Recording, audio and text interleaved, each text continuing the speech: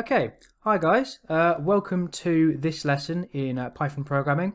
Now in today's lesson I'm going to be very briefly going over the basics of what a string is. If you're familiar with programming or if you're familiar with lists in Python, then you might be familiar with strings. But what exactly is a string and what do we do with it? So I'm going to very briefly be covering what a string is, how you create a string in Python, how do you access different characters in Python and how that works using these different operators, how you can glue strings together and how you can test if certain words or letters are inside of strings. And then we've also got a bunch of very simple methods that we're going to go over that you might be able to use when you are programming in Python. Now this looks like a lot, but in reality this actually isn't that many, and it doesn't even cover half of the methods that you can use with Python. So in brief, what exactly do I mean when I say a string?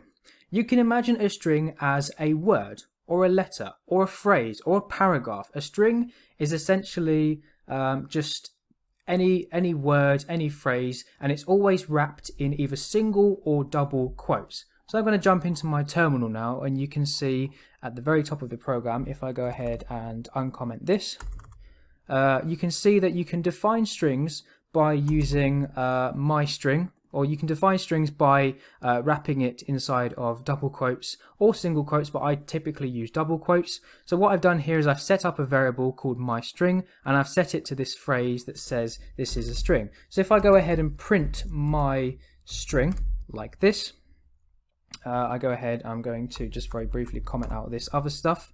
I'm going to run this by deleting the terminal and then running it again. And you can see that this runs the code and it outputs this as a string. So it's pretty much just a phrase made up of lots of different characters. You can have numbers in here as well. So if I type this as a string and I type say 3, 4, 5, 6 and then more text, you can also see if I go ahead and run this again that this outputs this is a string 3, 4, 5, 6 more text. So anything inside of these double quotes is considered a string. It's basically just anything you could write down and wrap it inside of some double quotes is a string. It's a word or a phrase or a paragraph or anything along those lines. You can check if something is a string by doing print type. So you can use Python's keyword type, which basically tells us what type a particular value is. So now if I go ahead and run this, you can see that we get class string, so str, which proves that this particular variable myString is of course a string. I've also created another variable here that says number is equal to 10, so that is not a string because the number 10 is just a number, it's not a string, and we can prove this by doing print type, if I can type correctly, print type, and then I say number, and I go ahead and run that. You can see the second output now says int, which stands for integer, so this is obviously not a string. However, if we surround this number 10 in double quotes like this, and now I go ahead and run that again, you can see the second output now says string, which proves that if you wrap this in double quotes, it now becomes a string. You can also check how long a particular string is by doing print length. You can use the length function, and then you have to use a pair of double brackets, and inside you put the name of your variable. So if I put my string and I now go ahead and output that, it's going to throw an error because it's not length, that's a mistake. It's actually len, L-E-N, which is short for length. So if I do print and then the len of my string, it's now going to output 32 because there's 32 characters including spaces and any special characters inside of this string. So that's the basics of checking what a string is and basically how you would go ahead and make one, which is obviously super important. You can access characters in a string using square brackets. So I've got a string here called hello world, and now what I can do is if I use square brackets and I put in a particular number, I can access a position in the string. So the easiest way I can describe that is if, say for example, I have a string that says hello, so H-E-L-L-O. This is a word that has 5 letters, H-E-L-L-O.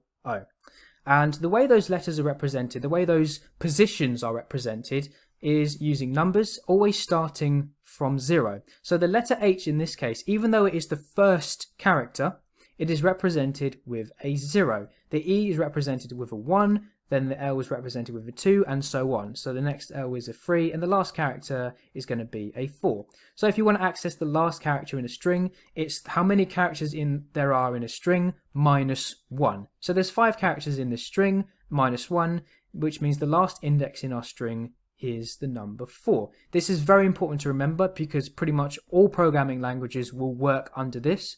So if I type in my string and then I type in the number 1, what do you think our output's going to be? Is it going to be an H or is it going to be an E?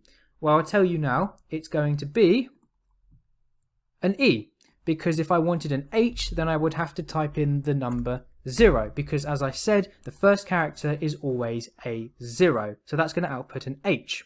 We can also access the last character in a string by using Python's negative operator system or negative indexing system, where I say -1, and now if I go ahead and run that, you can see we get an exclamation mark, which is the last character in the string. If I do -2, that will give us the last character -1, or the last character but 1, which will give us a D, which is this character here. So what do you think is going to happen if I type in -4? Place your guesses now. It's going to give us an R, because R is the last character minus, well, 3, essentially. There are a variety of things you can do with strings as well in Python, and these are called operators. So very importantly in Python, I'm just going to go ahead and comment these out very quickly. So say for example here, I have got 2 strings, one called hello, and another string, string 2, called world. You can concatenate strings, which means to stitch them together and sort of glue them together into one string. And string 1 plus, the plus symbol is the concatenation symbol with string 2. This is going to output hello world, like this. You notice that there's no spaces in the middle because we haven't included any. The word hello and the word world don't have any spaces. So if we want to include a space, we would say string 1 plus a space like that, and then another plus, which will bring on string 2. So now if I run this, you can see it outputs hello world with the space that we've added, which is nice. So I'm going to go ahead and get rid of all of that. There's another option that you can do, and this uses the multiplier function, which is the asterisk on your keyboard. If you type in a string variable, say for example I type in string 1 is equal to hello world, like that, and then I multiply it by 5, what that's going to tell Python to do is it's going to repeat this particular string 5 times. So now if I run this, you can see we get hello world, hello world, hello world, hello world, hello world. So it's just repeated it 5 times, and we've done that using this asterisk. There is another thing we can do with strings which is incredibly important. Say for example I've got a string here which is a phrase, and this phrase says the quick brown fox jumps over the lazy dog. And then we have another word. We have a word which we've assigned to a variable called x, and that's the word fox. Now you can see that the word fox is inside this phrase, but how do we actually check that? What if this particular sentence was much longer? What if we were looking inside of a file that was a massive block of text and we needed to find a particular word or phrase? Well, the way you can do that is you can use the in statement. You can use the word in. So if I say is x in this phrase, so if I say print x in phrase and I output the result, you can see we get true. So it's a true or false. It's true because the word fox is inside the quick brown fox jumps over the lazy dog. If I were to change the word fox to cat, you can see that cat is not inside the quick brown fox jumps over the lazy dog. So now if I run this, you can see outputs false. Instead of x in phrase, we can also use x not in phrase to see if a particular word or phrase is not in something else. So if I say is cat not in phrase, well that's going to return true, as you can see, because the word cat is obviously not in this particular sentence, which is obviously extremely useful if you're looking through large amounts of text, and it means you don't have to write so much code. You can also format a string in different ways, and this is the way that you'll find most people will choose. Say for example I've got a variable age, which is the number 21 because I'm 21, and you've also got a variable called bro, which is my brother's age, which is 23.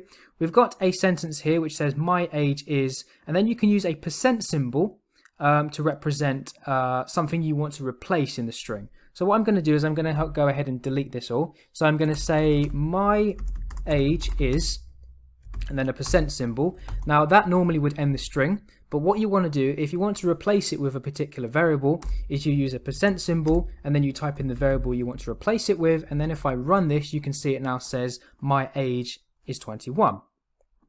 If you want to use multiple variables, and I want to say, for example, my age is 21 and my brother is, and then we say another %s. We use the percent symbol as we did before, but this time we use inside of parentheses, we say age, and then the other variable we can say bro. So if I print this out now, you can see it says my age is 21 and my brother is 23, which is pretty good. The last thing I'm going to show very quickly is some basic string methods you can use with Python. So for example, if I uncomment this very quickly, and I'm going to comment these as well. Say for example, I've got a word here. I've got the word Tyler. You can use a method .upper, which checks, which basically turns the word into an uppercase text. So now if I run this, you can see it prints out the word Tyler, all in uppercase. You can do the same thing with the lower method. So if I do Tyler, the word Tyler in uppercase .lower, it automatically converts that word into lowercase, which is very useful if you need to format your text. I can also say a particular word and then use the method .strip, which basically gets rid of any white space characters at the beginning and at the end of a particular string. So now you can see this output has no trailing white spaces. I can also check if a string starts with or ends with a particular character or phrase. So for example, I've got the word Tyler. I can use the method starts with by doing .starts with and then whatever it is I want to test. So does it start with a capital T? Well, that's going to output true because it does start with a capital T. If I put a lowercase t, it's going to say false because it starts with an uppercase T because it's case sensitive. I could also say, does it start with a TY, which is true. And then lastly, I can also demonstrate that there's a method in Python called ends with, which is the exact opposite. You can test if a particular string ends with a particular phrase or character. So the word Tyler, does it end with the letters ER? If I run that, then it's going to print true. Does it end in an F? That's going to output false because it doesn't end in an F, it ends in an R. So those are some very basic strings. Things that you can do with strings. Strings are basically words or letters of entire phrases or paragraphs that are encased in double quotes or single quotes, although it is always better to use double quotes. You can strip parts of a string using square brackets or a colon.